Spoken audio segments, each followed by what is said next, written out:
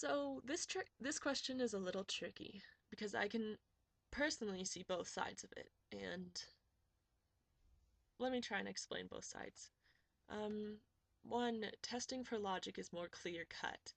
It's easy to look at a person, ask them a logical problem or a question like, what is the square root of negative 2? And then try and discern who, or I should say, what their intelligence level is from that. And then once you assume what their intelligence level is, you can assume what kind of person they are. Um, or at least that is the running theory. So, does that mean then that if you walk up to me and you ask me a math problem, let's go with the square root of negative 2, and I get that wrong, does that mean people are going to assume that I am stupid? Maybe. Does that mean that they're going to guess that I'm a stupid person who's maybe really shallow and doesn't like people? I don't know. See, it's really clear cut in the logical mindset. It doesn't really work at all to judge the emotional capacity of a person. So, the emotional side of this argument, or the side that deals with emotions, I should say, is that let's say that you in schools they tested you for your capacity to love, okay? And you'd have to start really early because otherwise it'll the method will come in too late when the kids are already, they've already deemed what is cool, what is uncool. And caring is generally seen as uncool in a lot of places, so they won't take the test seriously, which means no one would pass.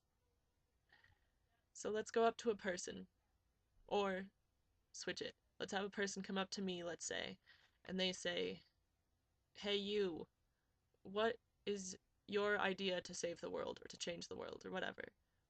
And if I can explain that, back it up with my own logic, but moral logic, not so much math, then they'll have a greater understanding of who I am as a person based on how I answer that question. Because that sort of questioning and that sort of emotional logic is is a clear window into who that person is.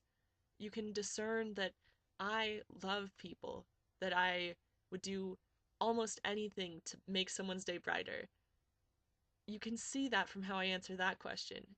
You're not going to get that by asking me the square root of negative 2.